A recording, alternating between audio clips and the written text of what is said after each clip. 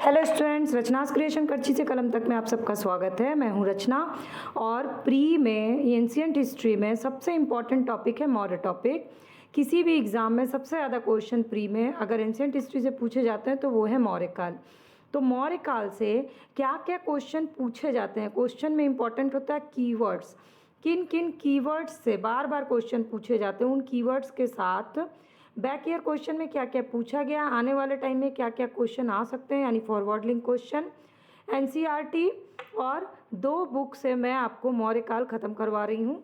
2 video के through ये ख़त्म होगा क्योंकि मौर्य काल अपने आप में बहुत वास्ट टॉपिक है। 15-15 मिनट की 2 वीडियो के थ्रू मैं मौर्य काल कवर कराऊंगी। और इससे पहले भी मैंने एंशिएंट हिस्ट्री के बहुत सारे टॉपिक्स को 15-15 मिनट की वीडियो के थ्रू कवर कराया हुआ है। उसकी लिंक मैंने डिस्क्रिप्शन बॉक्स में दी है, आप उसको देख लीजिएगा ताकि पूरा एंशिएंट हिस्ट्री से पहले का आपका रिवीजन हो जाए। तो चलिए शुरू करते हैं। मौर्य साम्राज्य। तो सबसे पहला इंपॉर्टेंट कीवर्ड है चंद्रगुप्त मौर्य। ये एक टॉपिक है। अब उसके कीवर्ड्स क्या है, चंद्रगुप्त मौर्य से क्या क्या क्वेश्चन पूछे जाते हैं या पूछे जा चुके हैं। पहला क्वेश्चन मुद्रा राक्षस से। तो सबसे पहले थोड़ा सा चंद्रगुप्त मौर्य के बारे में बता देती हूँ। मौर्य राजवंश का स्थापना जो किया था वो चंद्रगुप्त मौर्य ने किया था और भारत का पहला ऐतिहासिक सम्राट था। मतलब वो ऐसा पहला सम्राट था जिसने बृहत्तर भारत पर अपना शासन स्थापित किया, उसका विस्तार किया और ब्रिटिश साम्राज्य से भी बड़ा बनाया। और उसके साम्राज्य की सीमा ईरान से मिलती थी और उसने ही भारत को सर्वप्रथम राजनीतिक रूप से एकबद्ध किया था, राजनीतिक रूप से चंद्रगुप्त मौर्य ने। तो ये है चंद्रगुप्त मौर्य के बारे में बेसिक इन्फॉर्मेशन। अब क्वेश्चन क्या पूछा गया, पहले तो पूछा गया मुद्रा राक्षस से। तो मुद्रा राक्षस से पूछा गया किसकी रचना थी, तो ये थी विशाख दत्त की रचना, सबको याद होगा, ये पूछा जा चुका। अब आगे क्या क्वेश्चन बन सकते हैं, तो चंद्रगुप्त को नंदराज का पुत्र माना गया है, कहाँ पर इसकी व्याख्या है, ये विशाख दत्त की मुद्रा राक्षस में, दूसरा क्वेश्चन। इसके बाद मुद्रा राक्षस में चंद्रगुप्त को वृषल या कुलहीन कहा गया है, ये भी क्वेश्चन इंपॉर्टेंट है। इसके बाद सबसे इंपॉर्टेंट क्वेश्चन, मुद्रा राक्षस पर टीका किसने लिखी थी, तो वो थे घुंडीराज। मुद्रा राक्षस के अलावा और भी किताबें, लेकिन मुद्रा राक्षस से आपके ये 5 क्वेश्चन इंपॉर्टेंट हैं। अब मुद्रा राक्षस के अलावा और कौन सी किताब है जहाँ जो इंपॉर्टेंट है चंद्रगुप्त मौर्य के एंगल से, तो इसमें 2 रचनाएं हैं। एक तो देवी चंद्रगुप्तम अभिसारिकावस्तिक, और ये जो है देवी चंद्रगुप्तम है और अभिसारिका, 2 हैं। इसके अलावा जहाँ पे चंद्रगुप्त मौर्य का उल्लेख मिलता है, मुद्रा राक्षस के अतिरिक्त विशाखा दत्त के नाम की 2 अन्य रचनाएं हैं। इसके बाद बृहत कथा मंजरी, ये है किसकी रचना, क्षेमेंद्र की। ये मैचिंग में आ चुका है क्वेश्चन। क्षेमेंद्र की है बृहत कथा मंजरी और कथा सोमदेव की है कथा सरित सागर। ठीक, यहाँ पर भी चंद्रगुप्त का उल्लेख मिलता है, लेकिन उल्लेख में क्या कहा गया है कि चंद्रगुप्त जो है वो शूद्र की उत्पत्ति है, शूद्र की उत्पत्ति के विषय में कहा गया है। इसके बाद बौद्ध ग्रंथ महाबोधि वंश के अनुसार चंद्रगुप्त राजकुल से संबंधित था और मौर्य नगर में उत्पन्न हुआ था। ये एक एक्स्ट्रा फैक्ट आपके लिए इंपॉर्टेंट हो सकता है। इसके अलावा वेरी इंपॉर्टेंट क्या है कि हेमचंद्र का परिशिष्ट पर्वम में चंद्रगुप्त को मयूर पोषक के ग्राम के मुखिया की पुत्री का पुत्र बताया गया है। तो चंद्रगुप्त मौर्य की उत्पत्ति से संबंधित जो भी साहित्य हैं वो ये हैं, जिसको आपको याद करना बहुत ही ज़रूरी है। अब चलिए आगे बताती हूँ। अब जो क्वेश्चन पूछा जाता है वो है सेंड्रोकोट्स एंड्रोकोट्स, ये क्या है, तो विलियम जोन्स जो है ना, वो पहले विद्वान थे जिन्होंने सेंड्रोकोट्स की पहचान की थी और मौर्य शासक चंद्रगुप्त मौर्य को कहा था सेंड्रोकोट्स, ये मैचिंग में आता है। इसके बाद एरियन और प्लूटार्क, ये भी पूछा जा चुका है। इन्होंने चंद्रगुप्त मौर्य को एंड्रोकोट्स के रूप में वर्णित किया। और फिर जस्टिन ने सेंड्रोकोट्स और सिकंदर महान की भेंट का उल्लेख किया था। तो सेंड्रोकोट्स कहने वाले कितने हैं, 2 लोग हैं, विलियम जोन्स और जस्टिन, यानी दोनों जे जो हैं वो सेंड्रोकोट्स हैं। और एंड्रोकोट्स कौन है, एपी, यानी एरियन और प्लूटार्क। तो ये आपके मैचिंग में क्वेश्चन पूछा जा चुका है और बहुत ही इंपॉर्टेंट है। लेकिन फॉरवर्ड लिंक का क्वेश्चन आपके लिए इंपॉर्टेंट है। तो सिकंदर महान की भेंट का उल्लेख किसने किया है, तो वो जस्टिन ने किया था। ठीक है, अब चलिए आगे देखते हैं थोड़ा चाणक्य के बारे में। चाणक्य से रिलेटेड क्या क्या क्वेश्चन पूछा गया है वो उसके ये है वो कीवर्ड्स। अब इसमें मैं क्या क्या पूछा जा सकता है वो भी बताती जाऊंगी। तो ये चाणक्य नाम जो है, ये ऋषि चाणक्य ने अपने पुत्र का नाम चाणक्य रखा था। ये जो ऋषि थे उनको ये प्रोनाउंसिएशन करते थे चाणक्य, और उनने अपने बेटे का नाम रख दिया चाणक्य। और अर्थशास्त्र के लेखक के रूप में इसी पुस्तक में उल्लेखित है कौटिल्य, तथा एक पद्यखंड में उल्लेखित है विष्णुगुप्त। तो कौटिल्य का अर्थशास्त्र किताब है, उसमें इनका उल्लेख है और उसमें इनका नाम है विष्णुगुप्त के रूप में। ये इन्हीं को चाणक्य कहा गया। चाणक्य के नाम से रिलेटेड कई इंपॉर्टेंट क्वेश्चन पूछे जा चुके हैं, जो जैसे विष्णुगुप्त पूछा गया, लेकिन आगे क्या पूछा जा सकता है वो है इनके ये नाम: अंशुल, अंशु, अंगुल, वात्सायन, कात्यायन, ये सारे चाणक्य के अन्य नाम हैं। और द्विज ऋषभम, ये जो नाम है ना, ये और इम्पॉर्टेंट है क्योंकि इस नाम का उल्लेख पुराणों में मिलता है। तो ये आपके लिए फॉरवर्ड लिंक क्वेश्चन है। इसके बाद कौटिल्य चाणक्य द्वारा मौर्य काल में रचित अर्थशास्त्र किस चीज़ से रिलेटेड किताब है? तो शासन से रिलेटेड। अर्थशास्त्र से टॉपिक देख करके लगता है कि इकोनॉमिक्स होगा और इसलिए बहुत स्टूडेंट से क्वेश्चन गलत कर जाते हैं, लेकिन ये शासन के सिद्धांतों की पुस्तक, और इसमें राज्य के सप्तांग सिद्धांत का वर्णन किया गया। अब ये राज्य के सप्तांग सिद्धांत क्या हैं? राजा, अमात्य, जनपद, दुर्ग, कोष, दंड, मित्र, ये इसकी व्याख्या मिलती है सर्वप्रथम सप्तांग सिद्धांत की अर्थशास्त्र में। राजा, अमात्य, जनपद, दुर्ग, कोष, दंड और मित्र, इसकी एक कहानी बना लीजिए आप लोग, कहानी के थ्रू आपको याद हो जाएगा। और कौटिल्य का अर्थशास्त्र जो है ना, वो ऐतिहासिक ग्रंथ नहीं है बल्कि राजनीति शास्त्र का एक ग्रंथ है, और इसकी तुलना मैकियावेली के प्रिंस नामक किताब से की गई है। ये क्वेश्चन पूछे जा चुके हैं कौटिल्य के अर्थशास्त्र से रिलेटेड और चाणक्य से रिलेटेड, तो ये आपके लिए बहुत ही इंपॉर्टेंट सेक्शन है। अब चंद्रगुप्त मौर्य का साम्राज्य कहाँ से कहाँ तक था, इससे रिलेटेड क्वेश्चन पूछा जाता है। तो चंद्रगुप्त मौर्य ने दक्षिण भारत की विजय की थी, और जैन और तमिल साक्ष्य भी चंद्रगुप्त मौर्य के दक्षिण विजय की पुष्टि करता है। और दक्षिण विजय से रिलेटेड ये जो क्वेश्चन है ना, ये पीटी और मेंस दोनों में पूछा जाता है, जो जैन और तमिल साक्ष्य दोनों के हिसाब से। इसके बाद राजनीतिक तौर पर समस्त भारत का जो एकीकरण था वो चंद्रगुप्त मौर्य के नेतृत्व में हुआ, और चंद्रगुप्त का साम्राज्य व्यास नदी से सिंधु नदी तक हो गया।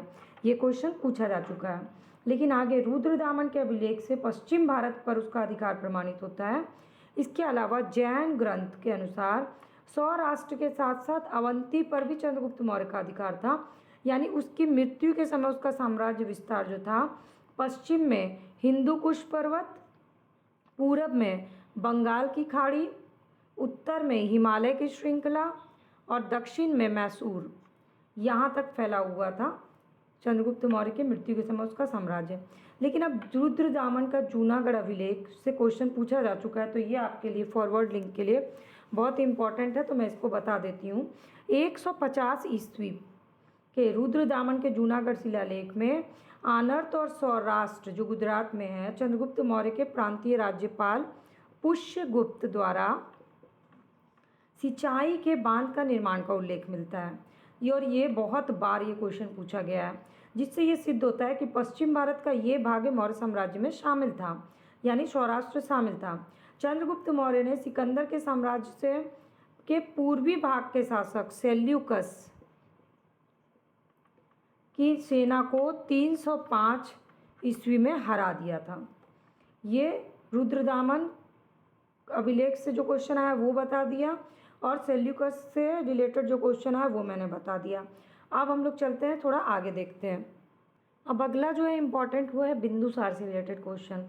बिंदुसार, जो यूनानी लेखक में बिंदुसार को अमित्रचेट कहा जाता था, और विद्वानों के अनुसार अमित्रचेट का संस्कृत रूप है अमित्रघात, यानी शत्रुओं का नाश करने वाला। तो अमित्रचेट किसको कहा जाता था? बिंदुसार को। पूछा जा चुका है क्वेश्चन।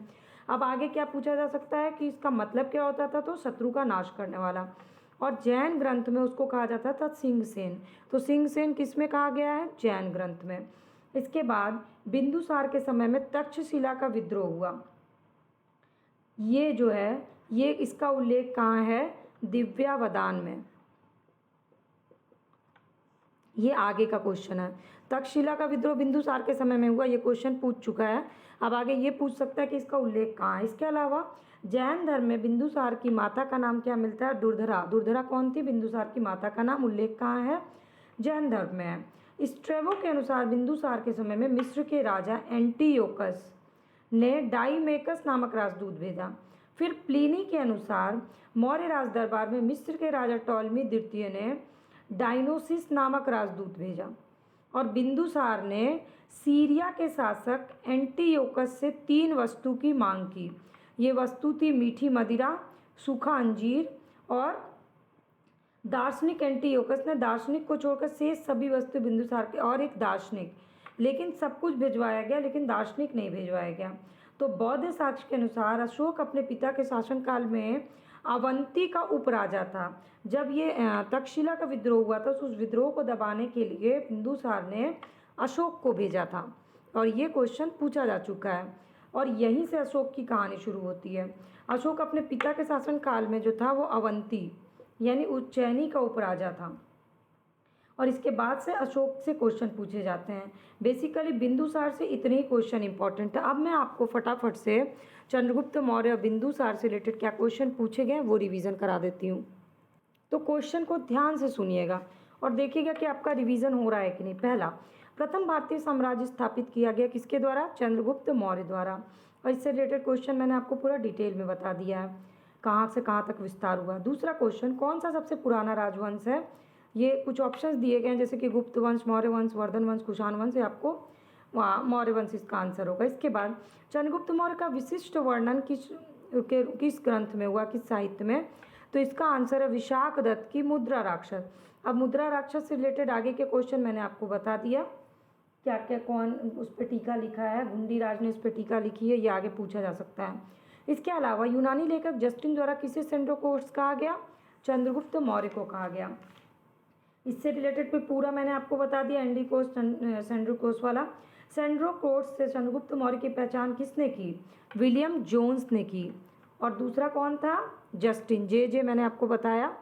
इसके बाद किसने सेंड्रोकोर्स और सिकंदर महान की भेंट का उल्लेख किया है, ये भी बता दिया मैंने आपको, जस्टिन ने किया। कौटिल्य किसके प्रधानमंत्री थे? चंद्रगुप्त मौर्य के प्रधानमंत्री थे। इसके चाणक्य अपने बचपन में किस नाम से जाने जाते थे? विष्णुगुप्त के नाम से जाने जाते थे। चाणक्य का अन्य नाम क्या था? विष्णुगुप्त। कौटिल्य का अर्थशास्त्र किससे रिलेटेड पुस्तक है? शासन के सिद्धांत से रिलेटेड। सप्तांग सिद्धांत के अनुसार राज्य का 7वां अंग कौन सा है? तो मित्र है। ये मैंने 7 अंग बता दिए आपको। कौटिल्य के अर्थशास्त्र में किस पहलू पर प्रकाश डाला गया है? तो राजनीतिक नीतियों पर प्रकाश डाला गया है। इसके बाद किसकी तुलना मैकियावेली के प्रिंस से की गई है? तो ये भी बता दिया आपको मैंने। कौटिल्य के अर्थशास्त्र किसके शासनकाल में डिमेकस भारत आया था? बिंदुसार के शासनकाल में। डिमेकस से रिलेटेड बाकी क्वेश्चन बता दिया कि स्ट्रेबो के अनुसार सीरिया का राजा एंटीयोकस ने डिमेकस नामक एक राजदूत को बिंदुसार के दरबार में भेजा और वह मगस्थनीज के स्थान पर आया था। यह है पूरी कहानी। पाटलिपुत्र में स्थित चंद्रगुप्त का महल मुख्यतः किस चीज़ का बना था? ये क्वेश्चन बीपीएससी में पूछा गया, लकड़ी का बना हुआ था। अब इससे रिलेटेड थोड़ा फॉरवर्ड लिंक क्वेश्चन बता देती हूँ। बिहार में पटना के समीप है बुलंदी बाग एवं कुम्हरार। खुदाई से मौर्य काल के लकड़ी के विशाल भवन के अवशेष मिले हैं यहाँ पे। उन्हें प्रकाश में लाने का श्रेय, ये आगे का क्वेश्चन है, ये है स्पूनर। बुलंदी बाग से नगर के परकोटे के अवशेष और कुम्हार से राजा प्रसाद के अवशेष मिलते हैं। यानी ये पूछ चुका है तो अब अगला पूछेगा कि राजा प्रसाद का उल्लेख कहाँ पर मिला है अवशेष? तो ये कुम्हार से। कुम्हार कहाँ है? बिहार में। किसने खुदाई की? स्पूनर ने खुदाई की। तो हमेशा आपको फॉरवर्ड लिंक क्वेश्चन के लिए तैयार रहना है, क्योंकि जो क्वेश्चन बार बार पूछे जा रहे हैं जरूरी नहीं कि हर बार वही पूछे जाए। अब एग्जाम बोर्ड का वो टॉपिक फेवरेट है तो उसी का आगे का क्वेश्चन पूछेगा। किस प्राचीन नगर के अवशेष कुम्हार स्थल से प्राप्त हुए? ये 2011 में पूछा गया है। पाटलिपुत्र से प्राप्त हुए। बुलंदी बाग प्राचीन स्थान है कहाँ? पाटलिपुत्र का। किस मौर्य राजा ने दक्कन की विजय की? चंद्रगुप्त मौर्य ने। मालवा, गुजरात और महाराष्ट्र किस शासक ने पहली बार जीता? चंद्रगुप्त मौर्य ने। अभिलेख जिससे प्रमाणित होता है कि चंद्रगुप्त का जो प्रभाव था पश्चिम भारत में भी था, रुद्रदामन का जूनागढ़ अभिलेख। चंद्रगुप्त मौर्य के साम्राज्य में सम्मिलित था गुजरात, ये कैसे पता चलता है? रुद्रदामन के जूनागढ़ अभिलेख ने। सेल्यूकस, जिसको अलेक्जेंडर द्वारा सिंध और अफगानिस्तान का प्रशासक नियुक्त किया गया, किस भारतीय राजा ने हराया था इसको? तो ये चंद्रगुप्त मौर्य ने हराया था। किस वर्ष हराया था? 305 ईस्वी में। तो अब हो गए आपके चंद्रगुप्त बिंदुसार से रिलेटेड क्वेश्चन। अब मैं आगे अगले टॉपिक में कराऊंगी अशोक और मौर्य वंश का अन्य क्वेश्चन। तो प्लीज़ 15 मिनट हो गया, 15 मिनट में मैंने एक टॉपिक का आधा कवर करा दिया है।